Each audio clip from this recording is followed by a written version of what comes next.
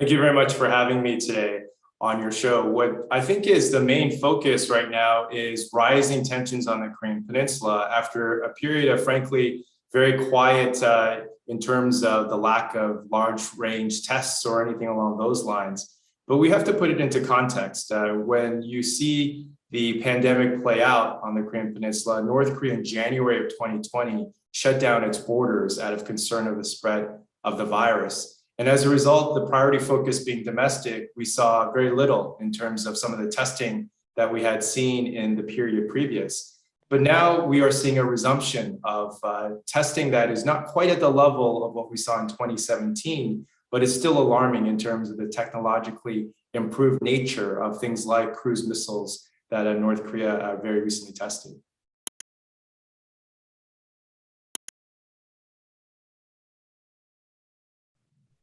The main focus right now, when we connect the dots, goes back to that period after the Hanoi summit. This was a period where Kim and Trump met. There was expectations that this could potentially lead to a process of more elevated and more detailed negotiations on the denuclearization front. Instead of that type of slow-moving progress on a process, we saw the collapse of the summit with Kim putting on the table, Kim Jong-un putting on the table, dismantling of the Yongbyon nuclear facility in return for sanctions relief, US-led efforts on that front. But what we see now is North Korea going back to the statements that Kim Jong-un made after Hanoi, that North Korea would go back to expanding the quantity and quality of its nuclear weapons program. And so right now, with some of these tests and what we see by way of capabilities, and also some resumption in terms of these very fiery, very strong statements coming out of the North Korean regime, it looks like the North Korean goal right now is to build up the program in many respects, and I think this is a consensus view among many of the analysts and watchers out there right now, in an effort for North Korea to have a stronger bargaining position with which to engage the United States with respect to denuclearization talks.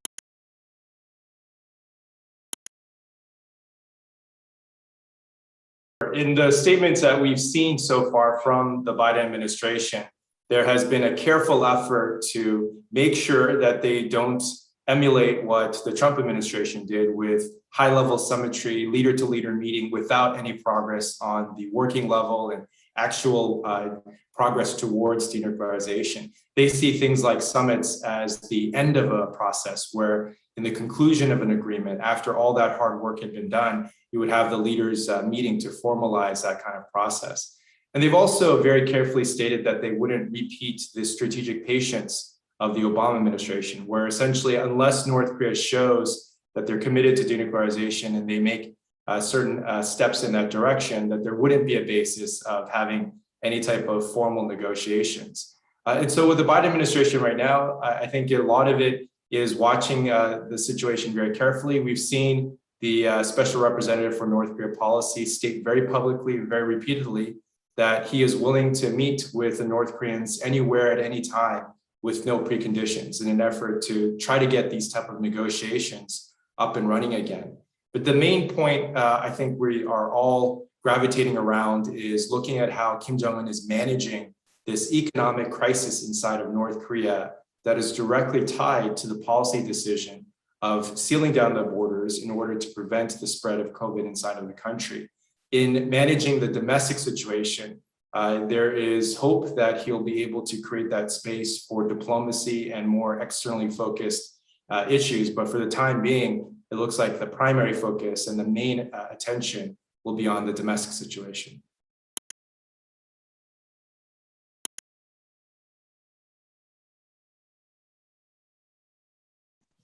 One of the points about North Korea, and in relation to your question that we need to make the very clear distinction, is that there is a very distinct 1%, and that's the regime, and the 99%, the general population.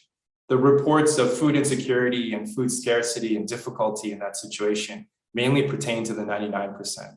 And so for the after effects, if we look at it from that perspective of this decision by the regime to shut down the border, and with that, the trade, the crucial trade that flows in from China that essentially fills the local markets and bottom-up marketization with the goods from China everything ranging from food products to basic medicines to other items needed by the general population, from light consumer products and so forth. All of that is sourced from China.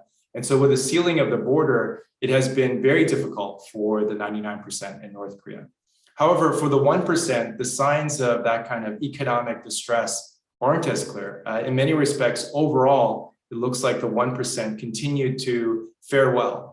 Sure, there could be setbacks, but nothing to the point where it would lead to a fundamental change of calculus when it comes to the elite decisions related to foreign policy, as well as nuclear weapons development. So from that differentiation of the 1% and the 99%, what you identify in terms of food difficulties and other economic difficulties for the 99%, it looks like it's going to get much more difficult, especially with the after effects of natural disasters, of floods. There is a harvest that is coming in the process of being brought in, and we'll see how much the North Koreans are able to harvest during this type of situation. But overall, I think the 1% will maintain as best they can, and for the time being, it looks like they are, consistency in terms of how they seek to address and interact on these elite issues like foreign policy.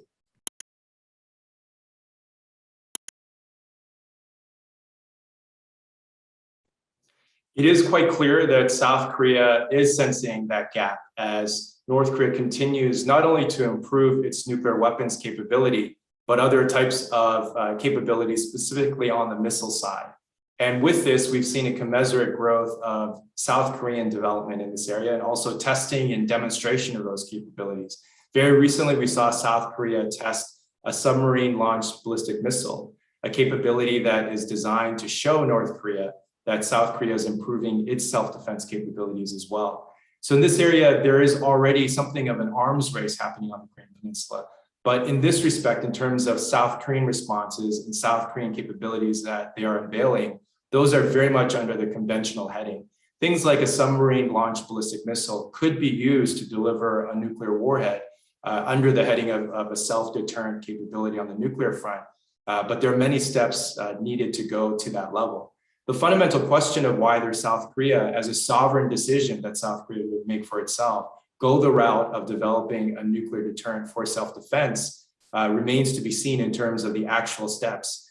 In terms of calculating it from a pros and cons perspective, a net assessment, though, at the particular stage right now is that the cons would outweigh the pros, in the sense that if South Korea were to go that route and develop its own nuclear weapons capability, it would have a detrimental effect on the US-South Korea alliance and the relationship there.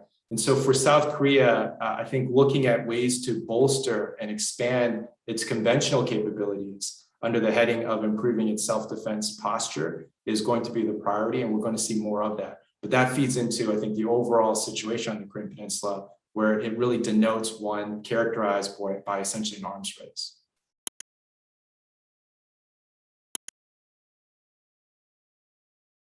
Excellent points. And I think one way to look at it is, under that scenario, if South Korea were to develop its own nuclear weapons capability for self-defense, there would be many costs. And the costs of violating its obligations with respect to the nuclear non-proliferation regime, in terms of its relationship with the United States, those costs start to really add up. And I think it's that kind of consideration where for the time being, as I mentioned earlier, there will be a greater focus on building up the conventional capabilities, particularly under the heading of South Korea's ballistic missile capability. Recently at the summit between Presidents Moon and Biden in Washington, both leaders agreed to lift the missile guidelines, which essentially limited the range and the sophistication, frankly, of South Korean ballistic missiles. And so the pieces are in place right now for something of a clear pathway, a much more clear pathway for South Korea to develop capabilities under this category.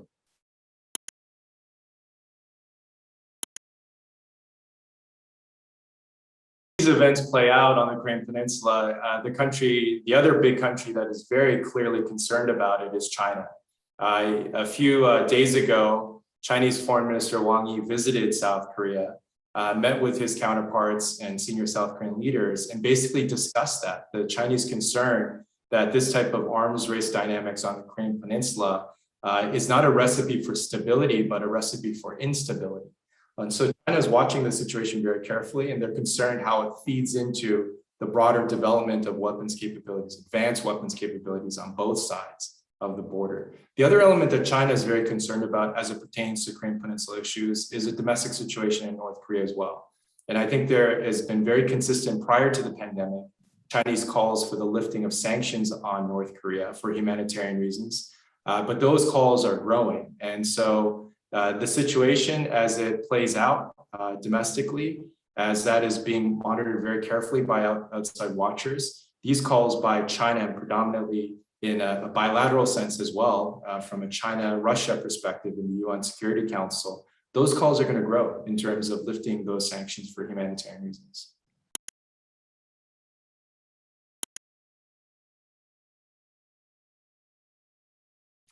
Well, in the past, the pattern that we have seen is that when the United States and China coordinate and cooperate closely, we've seen advancements and efforts to engage and negotiate with North Korea. And so as we see the greater tension and the rising tension between China and the United States, there tends to be a much more narrow approach to dealing with North Korea. In the case of China right now, as much as it is calling on the key countries to get negotiations up and running again, China has been prioritizing the preservation of what they call the dual freeze. This is North Korea freezing its longer range, the ICBM, intercontinental ballistic missile testing and nuclear testing, and the US and South Korea keeping their military exercises below a certain threshold. And for China, I think that is going to be a very consistent theme. But above and beyond that, to get North Korea back to the negotiating table, I think the big focus is on the US playing a larger role. The US, I think, would be very clear and consistent in saying that it has created opportunities for North Korea to come back to the negotiating table. But it's North Korea at this particular point in time that hasn't returned. And I think that US perception and that US position remains quite strong. So we're essentially in a situation where there's a gap. And in that gap, South Korea has been also trying in a very considered manner to get negotiations and talks and ties between the two Koreas up and running again. And also South Korea remains very focused in trying to use a facilitator role to get US-North Korea talks online again as well. But for the time being, it looks like what North Korea is doing is restarting the testing piece of it, keeping it below the threshold that would jeopardize or somehow bring into question this dual use, dual freeze situation. But something along the lines of more testing is what we're all anticipating.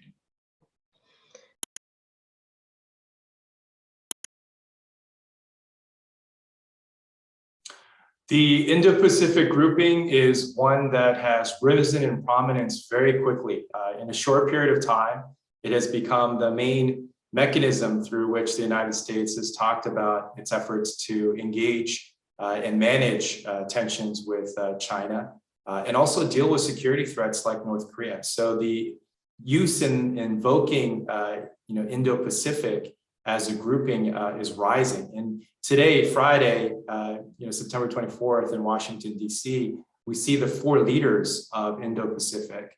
We see the leaders of the United States, Japan, Australia, and let's see, one more time. So we see the leaders of the United States, Japan, Australia, and India come together to essentially try to bring together that grouping to address these multifaceted challenges and threats. But they have been very clear in stating that they are not a system of alliances or a security-focused grouping.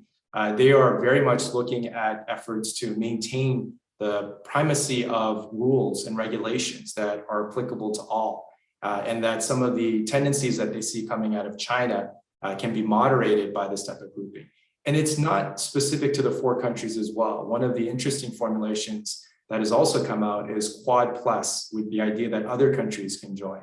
And so this is something that is growing, but with respect to the Korean Peninsula, I think the Quad and the Indo-Pacific approach to it is to try to put this in a multilateral context when it comes to addressing security threats. As we saw in 2017, the North Korean capabilities, what the North Korean regime unveiled, had a range that far exceeded and surpassed just the area and the regions surrounding the Korean Peninsula. And so from that formulation, as we saw missiles, with a range that potentially could reach all the way to the continental United States, as well as southern reaches of the Pacific as well. This is a type of formulation of a security threat that we're going to see more and more of in terms of how the Indo-Pacific approaches these type of situations and threats.